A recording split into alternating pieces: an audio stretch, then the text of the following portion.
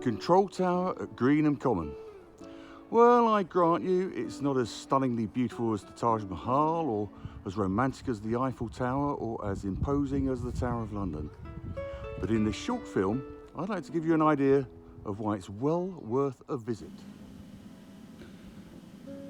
Well, quite a view, isn't it? We're up on the observation deck of the control tower, looking out over the whole expanse of the common, which in all is 2 square miles. When you're standing down there, you could be standing on the very spot that Churchill stood, that Eisenhower stood, and well before then, back in 1643, on the day after the First Battle of Newbury, the Royalists tried to ambush the Roundheads to stop them getting to London. 45 years after that, William of Orange stopped with his 35,000 troops on the way to London to depose James II. The airfield was built here in 1941, but by the time the RAF had finished their building, the Americans had arrived and it became a United States Army Air Force base in the lead up to Normandy. Over in the distance here, you can see the bunkers, which put Newbury back on the world map. The eyes of the world are upon you, said Eisenhower, and in the 1980s they were again. And there, looking over to that hill in the distance, that's Watership Down. Local author Richard Adams used to play here as a boy, and many years later wrote his famous story about a group of rabbits that decided to move up to Watership Down to get away from the expanding town of Newbury.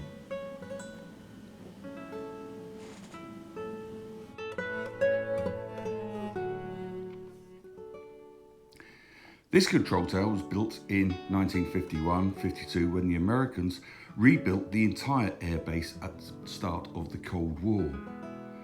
Very soon, B-47 nuclear-armed bombers were based here. Later, Greenham was the home to an international air tattoo. And of course, all the air movements were controlled from here, the tower. Nobody really knows what happened to the original control desk that was here. Some people say that when the Americans left, they dug a big hole and planted the control desk in that. But that's not an invitation for any metal detectorists to come and start digging holes looking for it. What we'd much rather you do is come and visit and see this amazing view and be shown how this new control desk that we've just had installed can track aircraft flying in the vicinity and tune in to exactly what they are, where they've come from, where they're going, the pilot's shoe size, all sorts of things. We're soon to have weather equipment that you can read and get really something of an air traffic controller's first-hand experience. We have 2 exhibition rooms in the control tower. In one of them we have a rolling programme of exhibitions. What you're looking at now is our exhibition on Newbury and area in World War II. All sorts of amazing things happened in Newbury in the war that even a lot of local people may not know about until they visit our exhibition. This is a photograph we're particularly pleased with, taken by an American serviceman called Tiger Joe, showing a number of C-47 Dakota aircraft flying down the high street. Newbury was bombed 3 times in the Second World War, each time by a Dornier Do-17. On the last bombing, a number of local people were killed. The plane was shot down by a Mark V Spitfire.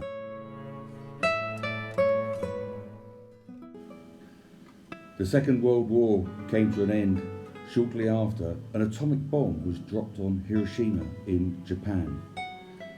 That bomb sent out shockwaves as other superpowers such as the Soviet Union clamoured to get hold of their own nuclear weapons. The nuclear arms race was on. This display shows how those shockwaves triggered the Cold War, the race to space, the race for nuclear weapons, and eventually the sighting of nuclear-armed cruise missiles here at Greenham. In this exhibition room, which we call the Cold War room, we explain how the Cold War came about, how it developed, and the part that Greenham Common played in it. You can find out here about some of the men and women who worked here,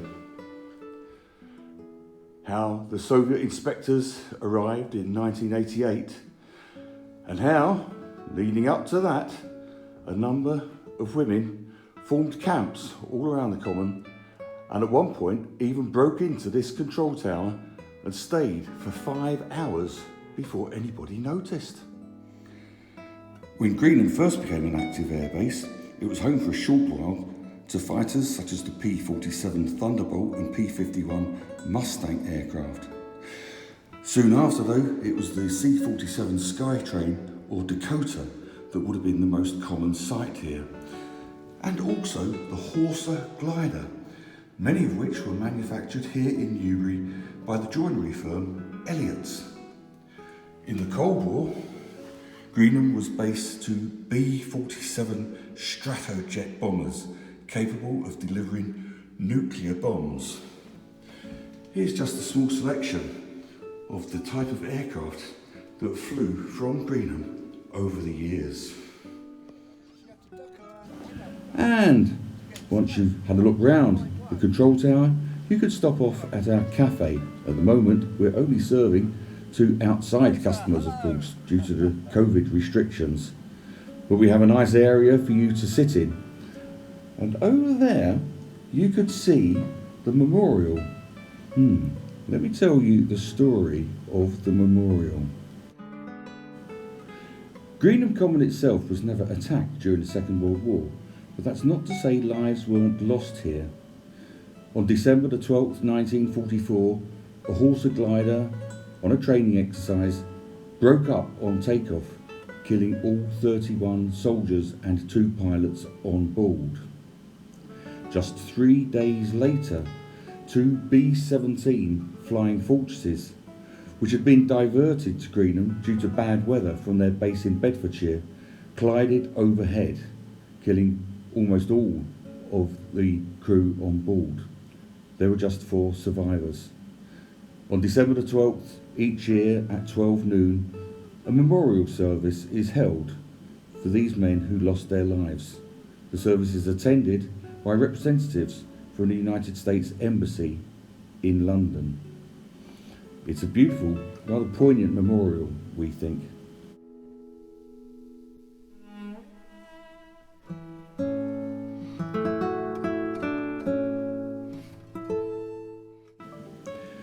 When the Americans left in 1992, a programme of restoration started on the Common. This is one of the lakes which used to store aviation fuel, almost 8 million gallons of it.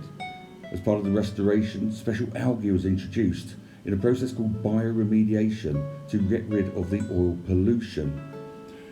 The home is now a site of special scientific interest, home to adders, grass snakes, great crested newts, Dartford warblers, and various other birds and wild plants of special interest.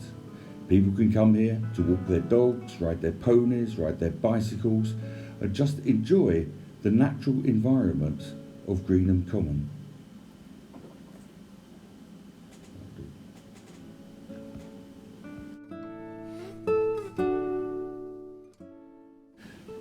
This is the historic runway, all that's left of the runway that was built by the Americans in 1951. And here's what the airfield looked like when it was first built 10 years earlier at the start of the Second World War, in its typical A-shape bomber command runway layout.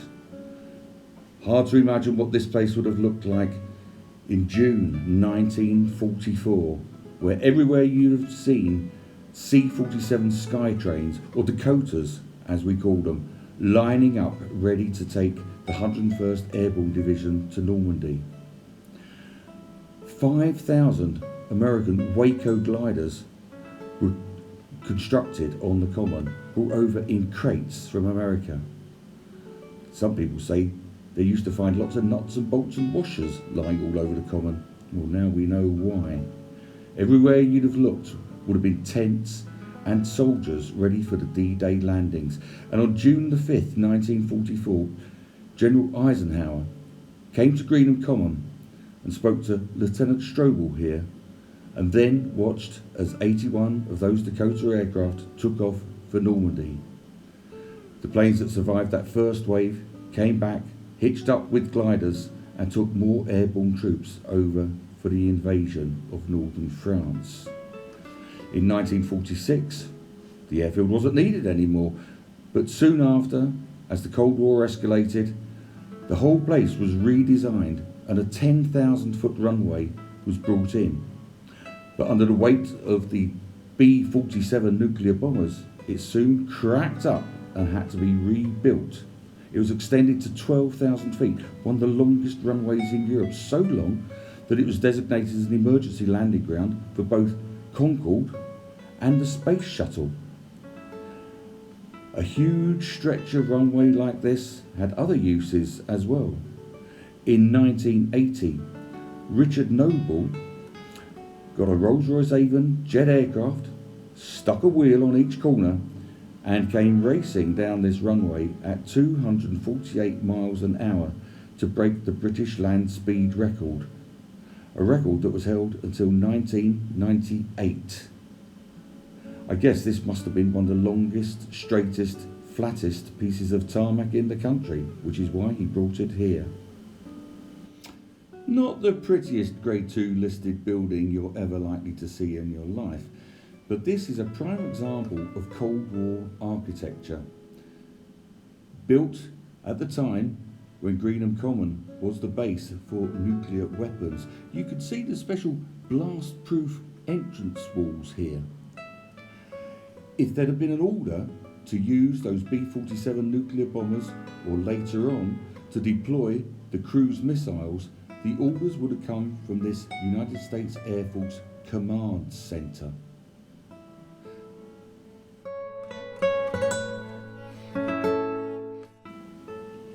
There's not a great deal you can do to protect yourself against a nuclear blast, but in the case of a chemical or biological attack, key members from that control centre would have come here, what we call the decontamination suite, where they'd gone through a process of showering, rubbing themselves down in Fuller's Earth, showering again.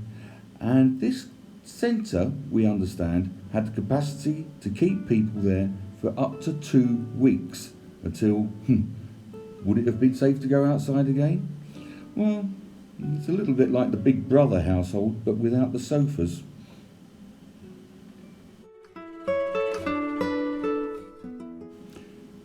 Close by the command centre and decontamination suite is the Fireplane.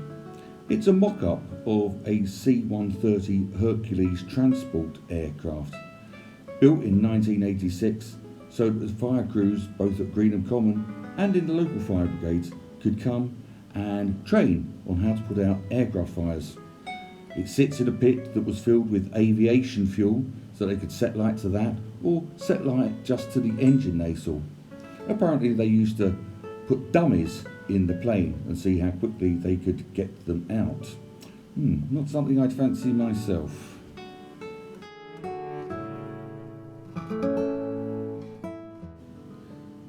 In 1980, the UK government gave the United States permission to site 96 cruise missiles at Greenham Common, and the building of these rather intimidating bunkers began. There are 6 bunkers here, each one capable of holding 4 launch vehicles and 2 control vehicles. On each launch vehicle there will be 4 cruise missiles. The bunkers themselves had roofs 15 feet thick, built of sandwich concrete and titanium plate. 3 doors mark the entrances to each bunker, each door 42 tons. The conventional way of delivering a nuclear bomb would have been by a heavy bomber, such as the B-52. B-52s were never actually stationed at Newbury, but when you consider that their wingspan was 58 metres across, a cruise missile's wingspan is 8 feet 9 inches. Bombers flew at about 40,000 feet at 600 miles an hour. Cruise missiles would fly at about the same speed, but less than 100 feet. So, very difficult to defend against an attack by cruise missiles. The bomb that killed 70,000 people in a flash in Hiroshima in 1945 was 18 kilotons in strength, 18,000 tons of high explosive. The warhead on a cruise missile was 9 times greater than that, and there were 96 of them at Greenham. Not surprising, therefore, that very soon, in 1981, a group of mainly women walked up from South Wales to deliver a letter to the base commander objecting not just to the sighting of cruise missiles at Greenham, but to the proliferation of nuclear weapons per se. Their protest grew and grew, and soon a world-famous protest was taking place here. For example, in 1982, 30,000 women joined hands around the 9-mile perimeter of the base. Embrace the base, they called it. Camps were set up at each of the entrances to Greenham Common, and many of the women stayed for many, many years to make their protest heard. Until eventually, President Reagan and President Gorbachev signed the INF Treaty to stop the proliferation of nuclear weapons. Soon after, the base was decommissioned, and as we've already heard, a program of refurbishment began. But that wasn't the end of the story for the bunkers. Not long ago, a local pilot flying overhead was rather surprised to look down and see the Millennium Falcon sitting outside one of them. Star Wars has been filmed here, along with a number of other films and rock videos. There were 9 gates to USAF Greenham Common. The Peace Women designated each one a colour. This is Blue Gate, the one remaining gate from that original base, where one of the peace camps remained for a very long time.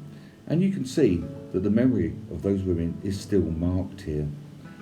And so we've gone from nuclear to nature.